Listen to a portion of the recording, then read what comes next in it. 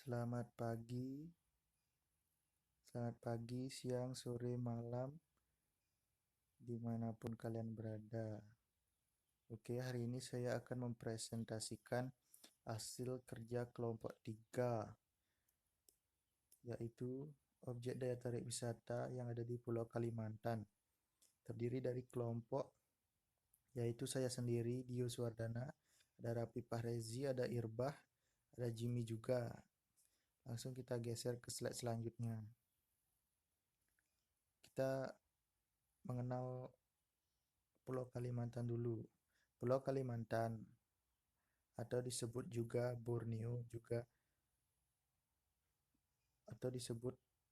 Borneo oleh dunia internasional merupakan pulau terbesar ketiga di dunia. Dan Pulau Kalimantan terkenal dengan julukan Pulau Seribu Sungai karena banyak sungai yang mengalir di pulau ini. Sungai-sungai terpanjang di Kalimantan adalah ada yang pertama yaitu ada Sungai Kapuas, Sungai Mahakam, Sungai Barito, Sungai Rajang. Dan Pulau Kalimantan ini dibagi menjadi 3 bagian, yaitu ada Indonesia, ada Malaysia, dan ada Brunei Darussalam. Luas untuk Pulau Kalimantan adalah 743.330 km persegi. Pulau Kalimantan dikelilingi oleh Laut Tiongkok Selatan di bagian barat dan utara, barat Laut Sulawesi dan Selat Makassar di timur, serta Laut Jawa. Oke, slide selanjutnya. Dan dari kelompok saya, kita memilih yaitu objek ODTW di Kalimantan Timur. Kalimantan Timur, sejak tahun 1956 wilayah Kalimantan dimekarkan menjadi 3 provinsi, yaitu Kalimantan Timur, Kalimantan Selatan, dan Kalimantan Barat pada tahun 2012. Kembali terjadi pemekaran wilayah yang ditandai dengan pembentukan Provinsi Kalimantan Utara. Luas total Kalimantan Timur adalah 127.346,92 km persegi dan populasi sebesar 3.793.152 jiwa pada tahun 2020. Ibu kota provinsi ini adalah Kota Samarinda. Iklim dan musim yang ada di wilayah Kalimantan Timur beriklim tropis pada bulan Mei sampai Oktober, musim kemarau, dan musim hujan November sampai April. Oke, baik, selanjutnya. Dan ini adalah top 10 objek wisata di timur Kalimantan Timur.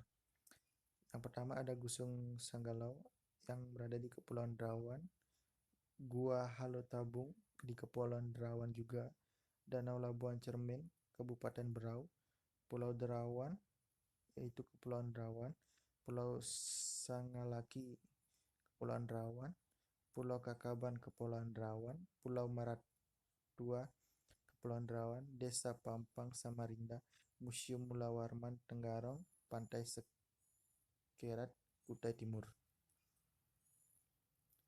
Dan ini adalah peta persebaran 10 objek wisata unggulan Kalimantan Timur.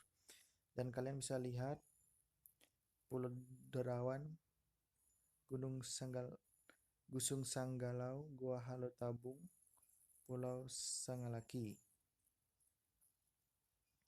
Ini kalian bisa lihat titik-titik objek wisata yang ada di Kalimantan Timur.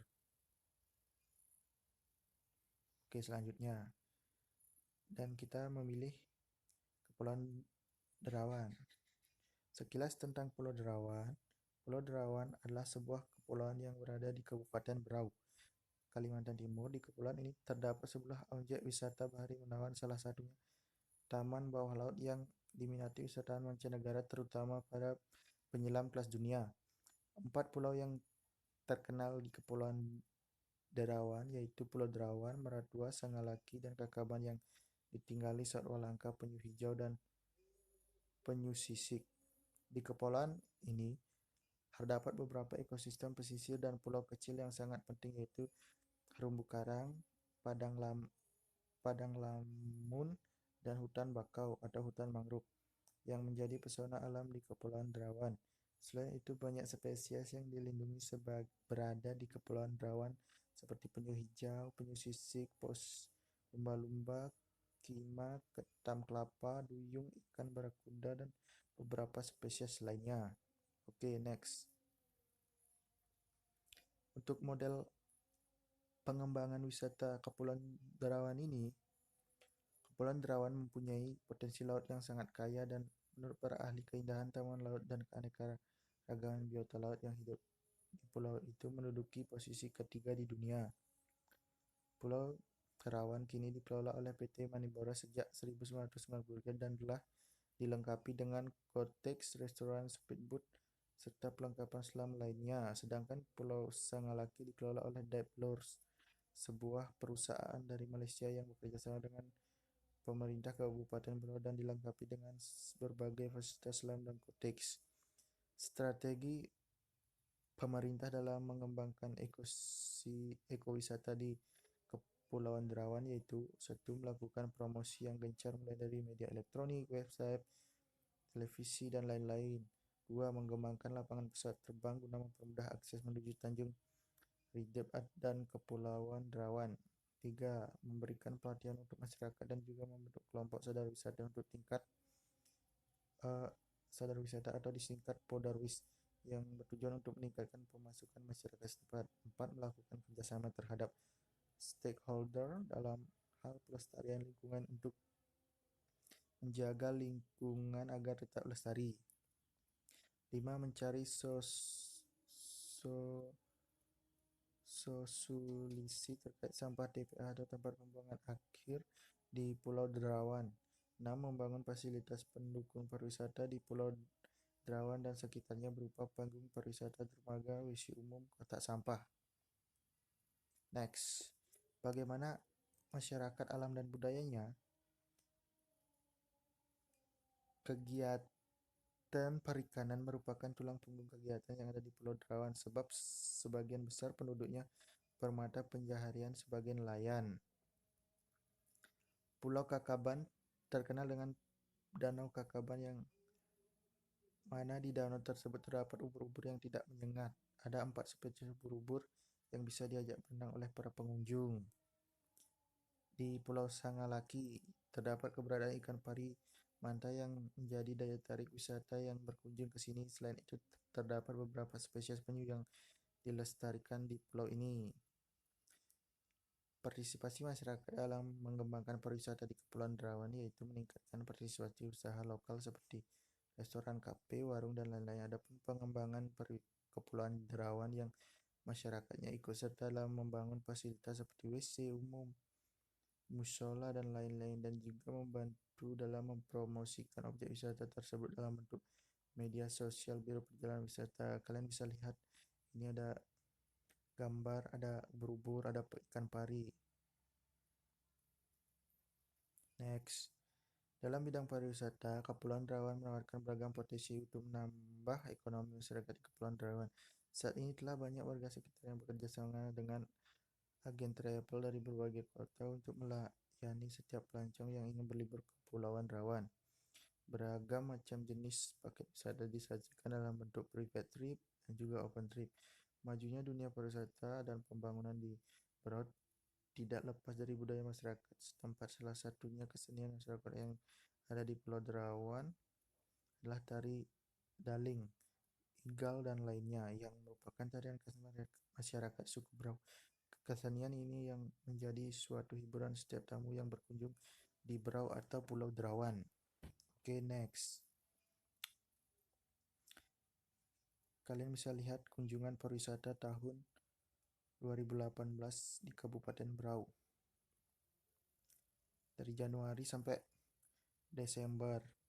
2018. Total wisatawan domestik ada 2.586 dan wisatawan mancanegara ada 283.294. Ditinjau dari segi jumlah kunjungan wisatawan per bulan, dapat dilihat kenaikan jumlah kunjungan wisatawan yang signifikan pada triwulan 2 tahun 2018. Hal ini dipengaruhi karena bertepatan pada saat libur sekolah dan rangkaian kegiatan event kebudayaan dan pariwisata baik tingkat kabupaten maupun nasional. Mayoritas dilaksanakan pada triwulan 2 sampai triwulan 3 yang memiliki daya jual dan pendongkrak yang mampu meningkatkan jumlah kunjungan wisatawan seperti festival adat yang tersebar di event tahunan Kabupaten Berau.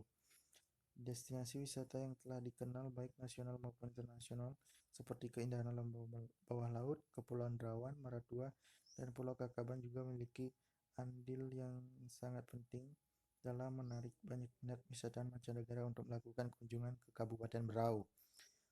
Oke, next. Untuk pola pergerakan wisatawannya yaitu menggunakan complex pattern atau region loop. Dan untuk titik kumpulnya, kalian bisa lihat dari Pelabuhan Tanjung Batu menuju ke tujuan utamanya ke Pulau Derawan, lalu dan dilanjutkan dengan Pulau Maratuai, Pulau Kakaban, dan Pulau Sangalaki, dan kembali lagi ke wisata utamanya ke Pulau Derawan karena di sana tempat untuk menginapnya. Segmentasi wisatawan. 1. Nature appreciator. Beberapa wisatawan yang melakukan perjalanan ke Pulau Derawan takjub dengan keindahan alamnya sehingga mereka menikmati panorama alam di pulau tersebut dengan mengambil gambar atau berfoto-foto. 2. Nature sloper. Wisatawan mancanegara yang berkunjung kebanyakan melakukan kegiatan seperti berjemur, berenang, snorkeling, dan bermain pasir putih di pantai. Oke, untuk dampak pariwisata Kepulauan Derawan. Dampak positifnya, para nelayan tidak perlu jauh-jauh menjual ikan, mereka bisa membuka restoran dan menjajakan olahan ikan kepada para wisatawan. Banyak penduduk lokal yang beralih berprofesi dari nelayan menjadi pemandu wisata, berjualan cindramata, membuka restoran, hingga menyewakan rumahnya sebagai homestay. Hal inilah yang membuat warga lokal mendapatkan banyak pemasukan. Untuk dampak negatifnya, belum adanya pembatasan jumlah wisatawan membuat turis yang datang membludak. Hal ini biasanya terjadi pada musim liburan, terutama saat Lebaran. Bahkan banyak juga wisatawan yang rela menginap di masjid karena hotel resort sudah penuh. Oke guys, thank you. Terima kasih semuanya.